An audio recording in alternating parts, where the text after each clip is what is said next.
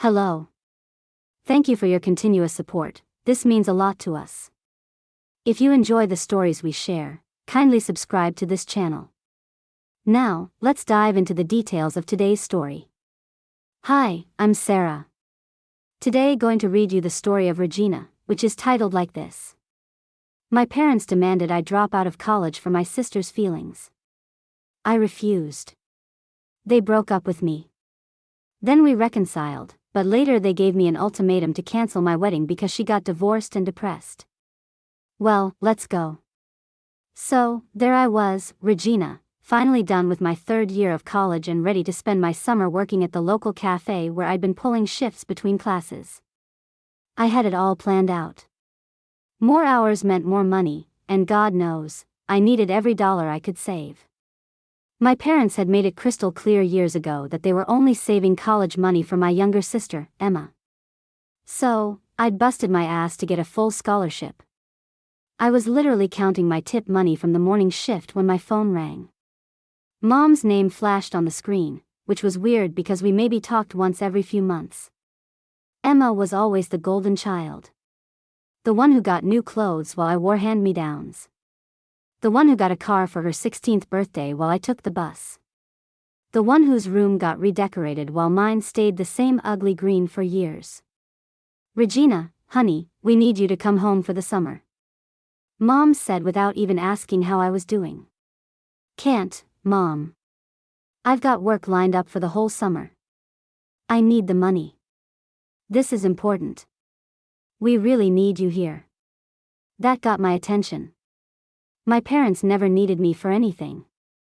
Emma was their perfect little princess who could do no wrong, even though she barely scraped by in high school while I was pulling straight A's and volunteering for every school activity just to pad my college applications. What's going on? Is someone sick? We'll explain everything when you get here. Please, Regina, just come home. There was something in her voice that made me curious, maybe even a little hopeful that they actually wanted to see me for once. So, I did something stupid. I agreed to come. The train ride from my college state back home gave me too much time to think. I remembered Emma's graduation party last month that I wasn't invited to, even though I'd asked Mom if they wanted me there. Oh, it's just going to be a small family thing, she'd said. Right. Small family thing without one of their daughters. I thought about all the times growing up when Emma would break something and somehow it became my fault. Like when she knocked over Mom's favorite vase and told them I did it. Got grounded for 2 weeks while Emma got ice cream. Or when she failed her driving test 3 times and Dad said it was because I setting a bad example by not having car to practice with her. The worst was probably my high school graduation. Emma had some stupid dance recital the same day. And guess which event my parents attended? I sat there watching other families celebrate while mine was across town watching Emma spin around in a tutu. They said they'd make it up to me, but they never did. But something about this phone call felt different. Maybe they finally realized they had another daughter. Maybe Emma had done something so stupid that they needed the responsible one to come fix it. Or maybe, and this was the thought I tried not to have, maybe one of them really was sick and they needed me. When I stepped off the train, summer heat hit me like a wall. The walk to my childhood home felt longer than I remembered. Nothing had changed on our street. Same ugly houses, same cracked sidewalks, same general air of disappointment that seemed to hang over everything. I knocked on the front door, which was weird because I used to just walk in. But it had been almost a year since I'd been home, and I wasn't sure of my welcome. Dad opened the door and actually smiled at me. I stepped inside and immediately felt the tension. It was like walking into a funeral home. Emma was sitting on the couch looking like someone had killed her dog. And Mom was pacing around the living room with that worried expression she usually reserved for when Emma got in trouble.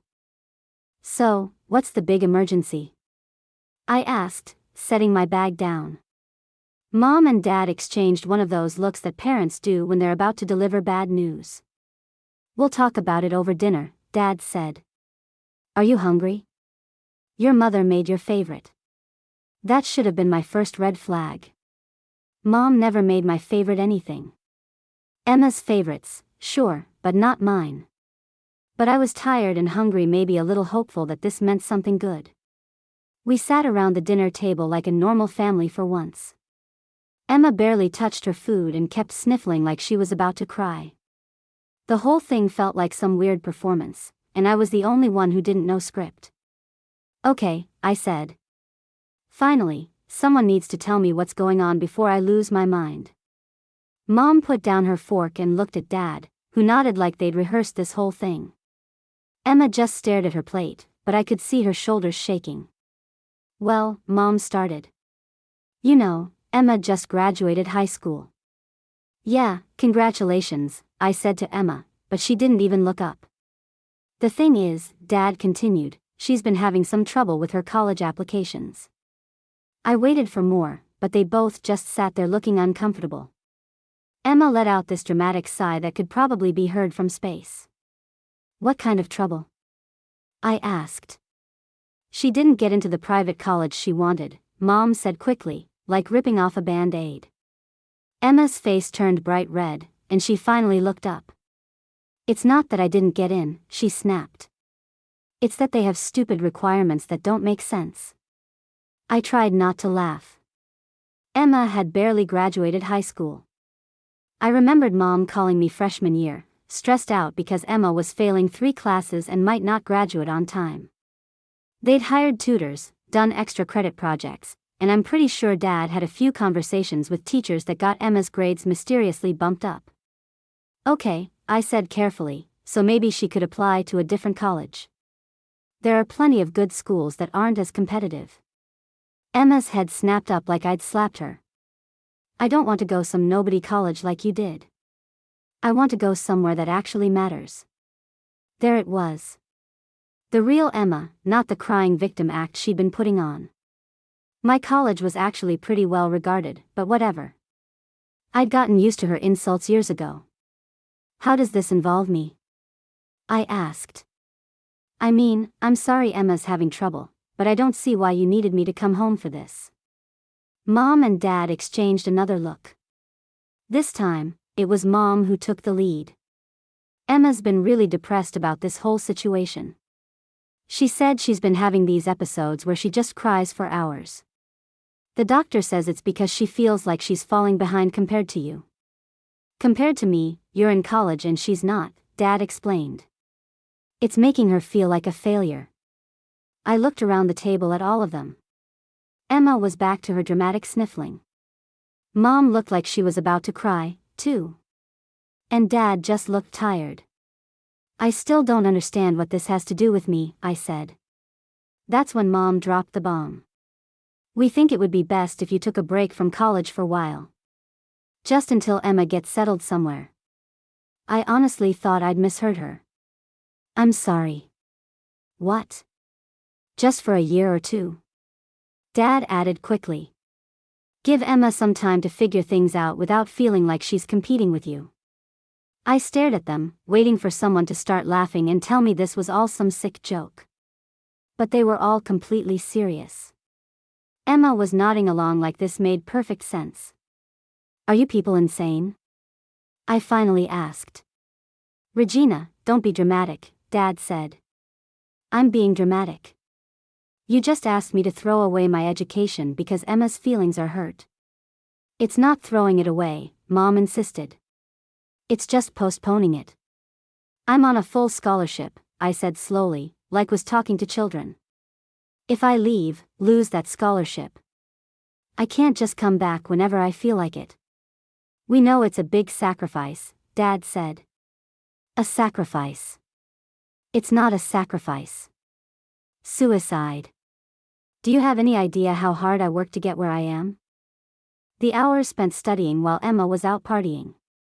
The clubs I joined, the volunteer work I did, the essays wrote. Emma finally spoke up. You always act like you're so much better than everyone else. I act like someone who works hard for what they want instead of expecting it to be handed me. You told me when I was 16 that you weren't paying for my college. You said all your college savings were for Emma. So, I busted my ass to get a full ride. I worked part-time jobs through high school to save money. I studied every night while Emma was out with her friends. And now you want me to give it all up because she's sad? She's your sister, Dad said. And I'm your daughter, too. But you seem to forget that pretty regularly. The room went dead silent. Emma's crying got louder, but now it sounded more angry than sad.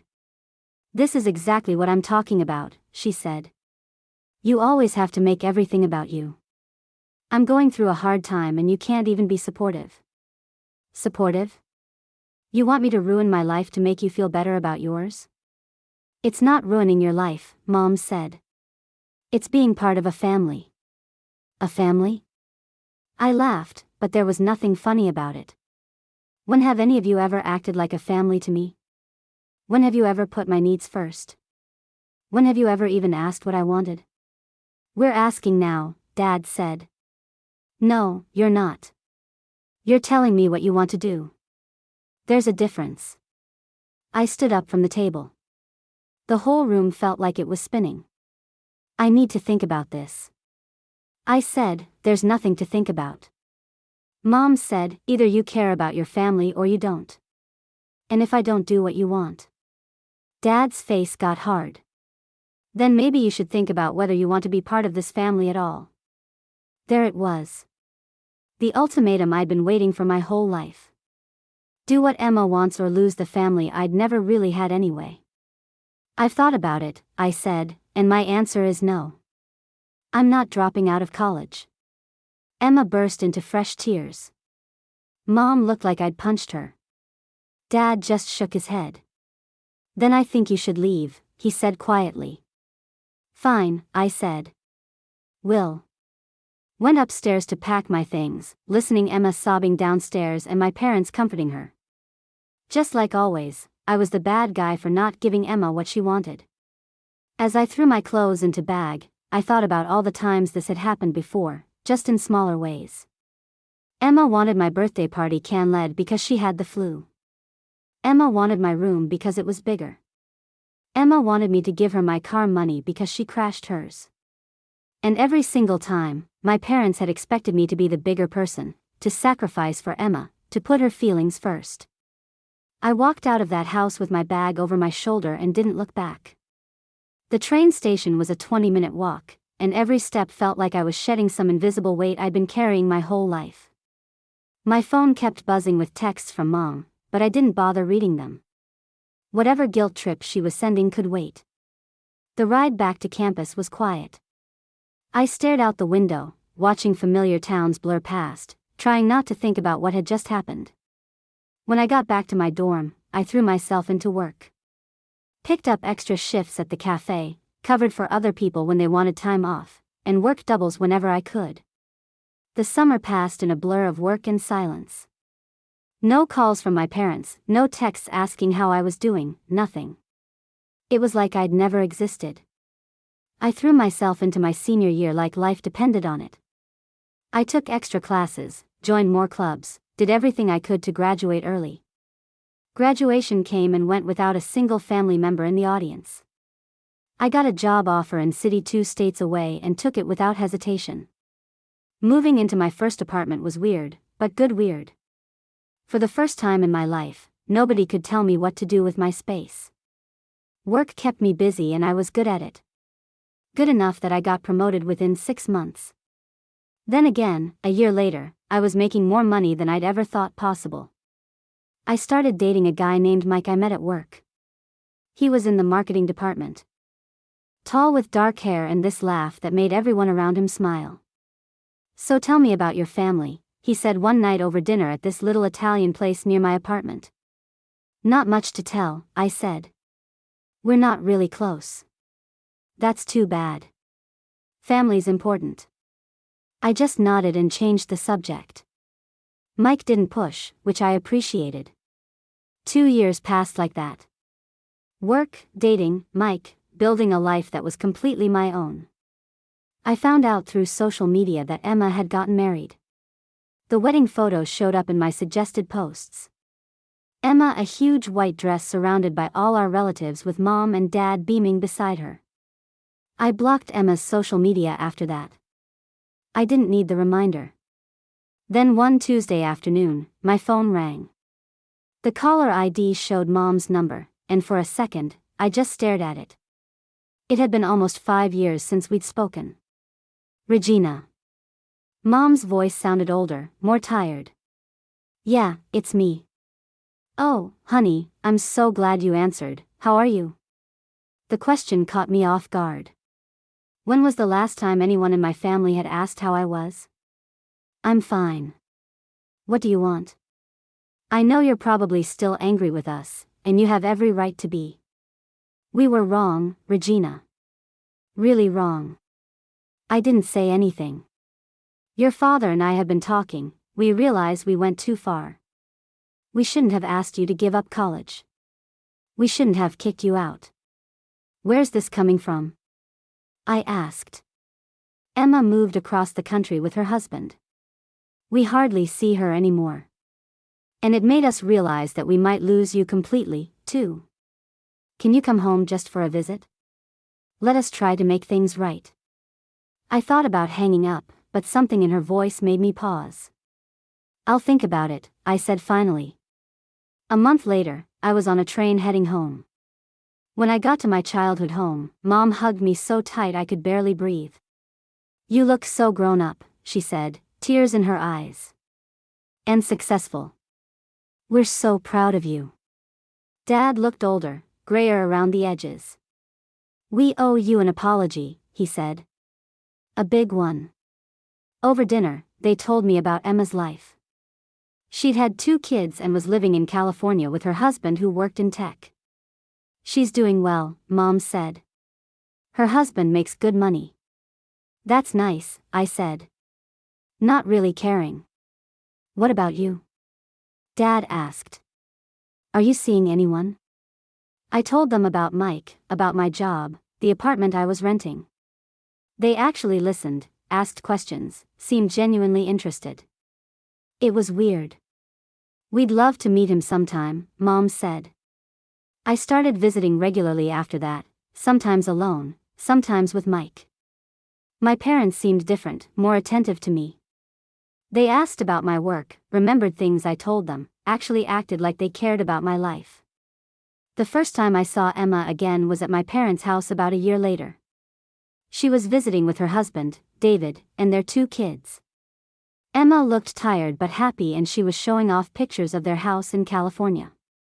David just got another promotion, she told everyone. We're thinking about getting a bigger house. That's great, I said politely. Emma barely acknowledged me beyond basic pleasantries, but at least she wasn't openly hostile. Her husband seemed nice enough, though he spent most of the visit on his phone talking about work. You should come visit us in California, Emma said as they were leaving.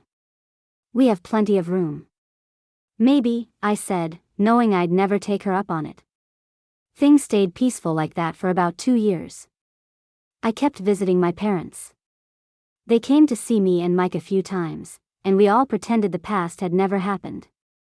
Mike and I had been together for about 2.5 years when we decided to get married. Really? Mom said when I called to tell her. Oh, Regina, that's wonderful. We're thinking a small ceremony. Nothing too fancy. Whatever makes you happy, sweetheart. We're just so excited for you. Mike and I started planning the wedding. We found a venue, picked a date, sent out invitations. Everything was going smoothly until my phone rang one evening while I was addressing invitations. Regina, I need you to come home, Mom said without even saying hello. There's been a situation with Emma. What kind of situation? Just come home tonight if you can. It's urgent. The tone in her voice made my stomach drop. After all these years of peace, I had a feeling my family was about to drag me back into their drama. I'll be there tomorrow morning, I said, already dreading whatever mess was waiting for me. The train ride home felt like traveling back in time to a place I'd hoped never visit again. Mike had offered to come with me, but I told him to stay and keep working on the wedding plans. Something in Mom's voice told me this was going to be bad, and I didn't want him to see whatever mess my family had created. Now, when I walked into my parents' house, the atmosphere was exactly like it had been 5 years ago, heavy, depressing, full of drama. Emma was sitting on the couch with red, puffy eyes, and her two kids were playing quietly in the corner. She looked like she'd been crying for days. "What's going on?" I asked, setting my purse down. Emma looked up at me with this wounded expression. "David left me. Says the kids aren't his." I sat down slowly, trying to process this information. "What do you mean the kids aren't his?" Emma started crying harder. "He did DNA tests behind my back. He said he'd been suspicious for a while because they don't look like him and they're not his kids." Emma shook her head, not looking at me. "So, you cheated on him?" "It's not that simple," Emma snapped. "David was always working, always traveling. I was lonely." "With how many people, Regina, don't?" Mom said sharply. But I was getting the picture. Emma had been sleeping around, got pregnant, and David had been raising kids that weren't his for years. Now, he'd found out and was done. The divorce was finalized last week. Dad said Emma didn't get anything. No alimony, no child support, nothing. David kept the house, the cars, everything. "I don't have anywhere to go," Emma said through her tears. "I don't have any money. Don't have a job." I looked around the room at all of them. "Okay, so what does this have to do with me?" Mom and Dad exchanged that look again. The same they'd given each other 5 years ago before they asked me to drop out of college. "Emma's going through a really hard time right now," Mom said carefully. "She's depressed. She's struggling and she needs our support. The thing is, we think it would be better if you postponed your wedding for a while." There it was. The same old song, different verse. Postpone my wedding? Why would I do that? Emma's dealing with a divorce. Mom explained. She's in a really bad place emotionally. Having to watch you get married right now would just make her feel worse about her own failed marriage. I stared at them in disbelief. "You want me to postpone my wedding because Emma's upset about her divorce?" "Just for a few months," Dad said quickly, "until she gets back on her feet. Or maybe cancel it altogether," Mom added. "At least until Emma is feeling better about herself." Emma was nodding along like this made perfect sense. "I just can't handle seeing other people happy right now when my whole life is falling apart." "Your life is falling apart because you cheated on your husband," I said flatly. "That's not fair," Emma protested. "You don't understand what I was going through. I understand that you made choices and now you have to live with the consequences." "See," Emma said to our parents, "she doesn't care about me at all. She just wants to rub her perfect life in my face." I stood up from the couch. The whole scene was giving me the worst kind of déjà vu. "Let me get this straight," I said. 8 years ago, you wanted me to drop out of college because Emma couldn't get into the school she wanted. Now you want me to cancel my wedding because Emma's marriage fell apart due to her own actions. "We're not asking you to cancel it," Mom said. "Just postpone it." "For how long?" "Until Emma finds another husband. Until her kids graduate, until she decides she's happy enough to let me have something good in my life." "You're being dramatic." Dad said, "I'm being honest. This is the same thing you did before. Emma has a problem, so everyone else has to sacrifice make her feel better." Emma was crying louder now. "I can't believe how selfish you're being. I'm going through the worst time of my life. And all you can think about is your stupid wedding. My wedding to the man I love that I've been planning for months that all our friends and his family are flying in for. Then they'll understand if you reschedule," Mom said. "No," I said simply, "I'm not postponing my wedding. I'm not canceling my wedding. I'm getting married next month exactly as planned." "But Emma's your sister," Mom pleaded. "And I'm your daughter, but you never seem to remember that when it matters." Dad's face got hard the same way it had 5 years ago. "If you go through with this wedding, don't expect us to be there." "Good," I said. "Don't want you there anyway." Emma gasped like I'd slapped her. Mom looked shocked. "I don't want any of you there," I continued. I don't want people at my wedding who think I should sacrifice my happiness for someone else's bad decisions. Regina, think about what you're saying. Mom said, I have thought about it for years, and I'm done. Done putting Emma's feelings before my own life. I'm done being the responsible one who has to give up everything. I'm done being part of a family that only wants me around when they need something from me. I picked up my purse and headed for the door. I slammed the door behind me and walked to the train station without looking back. Mike was waiting for me at my apartment when I got home. Told him everything about Emma's cheating, the divorce, and my parents' request to postpone our wedding. They're insane, Mike said when I finished. Completely insane. I told them not to come to the wedding. Good. We don't need that kind of negativity on our special day. Our wedding was beautiful.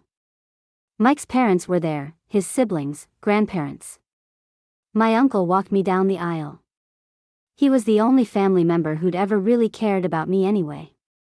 Some of my cousins came too, the ones who'd always thought my parents treated me unfairly. A few people asked where my parents and sister were, but I just said they couldn't make it due to family issues. Most people didn't push for details.